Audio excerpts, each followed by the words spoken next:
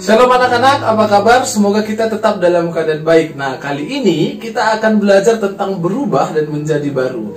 Tapi sebelum kita masuk ke pembelajaran kita, mari kita sama-sama berdoa di tempat kita masing-masing. Kita berdoa. Terima kasih Tuhan untuk setia rahmat dan cinta kasih Tuhan dalam kehidupan kami. Sebentar lagi Bapa, kami akan belajar. Tuhan membimbing kami melalui Roh Kudus Tuhan, sehingga pembelajaran yang kami pelajari hari ini mampu mengubah hidup kami semakin layak dan semakin takut akan Tuhan. Bapa yang Maha Baik, ampuni kami juga atas dosa dan pelanggaran kami, supaya semakin layak kami menerima setiap berkat yang dari Tuhan. Inilah doa permohonan kami yang kami sampaikan di dalam Yesus Kristus, Tuhan dan Juru Selamat kami. Amin. Sebelumnya, kita sudah belajar tentang pengorbanan Yesus di kayu salib untuk menebus dosa manusia. Kali ini, kita akan membahas tentang respon manusia atas pengorbanan Yesus itu, yaitu dengan cara berubah dan menjadi baru. Kita berubah meninggalkan dosa kita yang lama dan hidup baru seturut dengan kehendak Tuhan. Nah, supaya lebih mendalami materi kita kali ini, Bapak sudah sediakan satu video untuk kita. Mari kita sama-sama menyaksikan.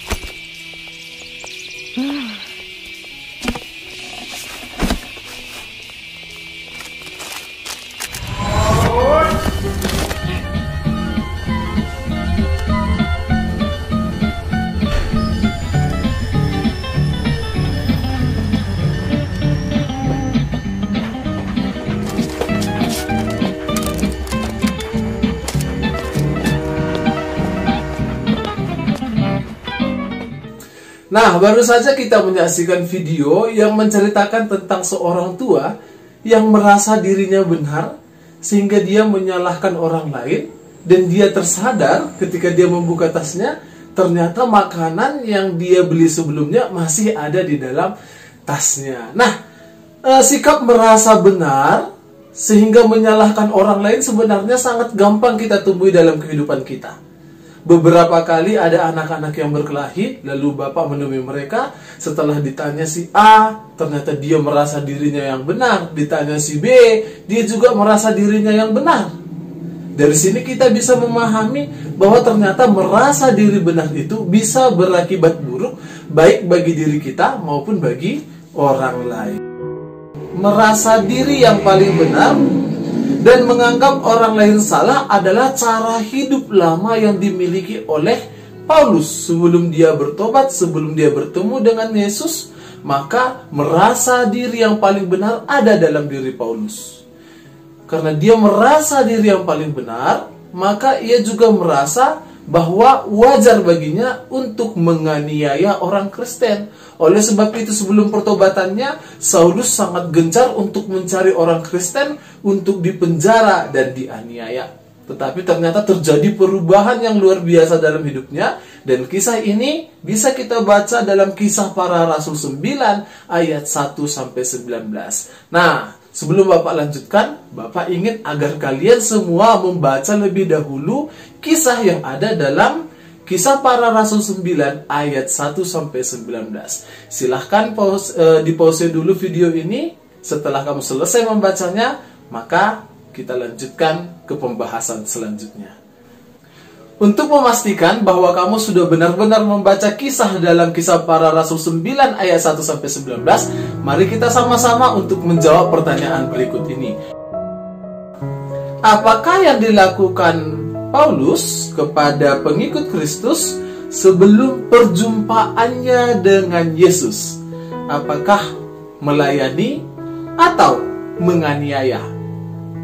Melayani? Menganiaya. Di manakah Saulus bertemu dengan Yesus? Apakah di perjalanan menuju Damsyik atau di perjalanan menuju Yerusalem? Jawabannya adalah perjalanan menuju Damsyik. Paulus tidak bisa melihat selama titik-titik hari. Apakah 3 hari atau 4 hari? Jawabannya tepat adalah 3 hari. Nah, Bapak harap kalian sudah semua membaca kisah dalam Kisah Para Rasul tersebut. Kalau belum jelas, maka kamu masih memiliki waktu untuk mengulangi kisah tersebut. Nah, anak-anak kami, dari kisah pertobatan hidup Paulus itu, nampak perubahan yang ada dalam diri Paulus.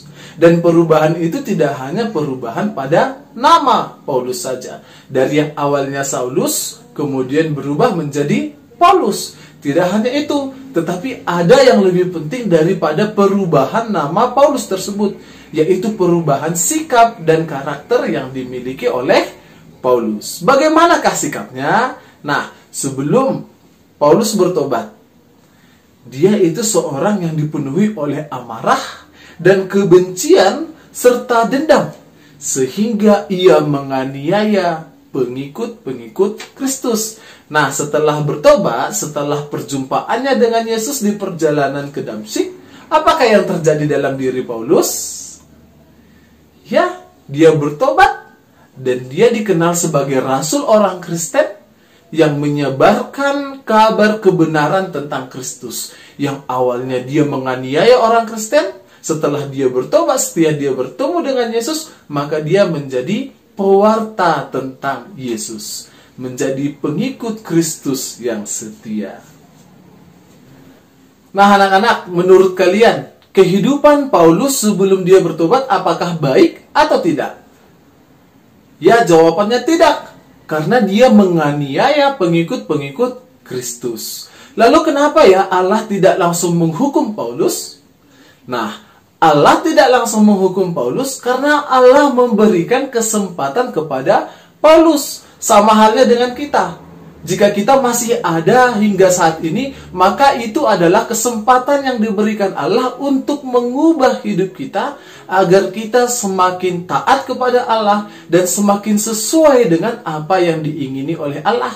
Oleh sebab itu, mari kita sama-sama memanfaatkan waktu yang telah diberikan Allah kepada kita. Nah, anak-anak sekalian, mungkin cara Allah mengingatkan kita tidak sama seperti cara Allah mengingatkan Paulus. Tetapi Allah tetap mengingatkan kita melalui firman-Nya yang tertulis di dalam kitab suci, melalui firman-Nya yang tertulis di dalam Alkitab.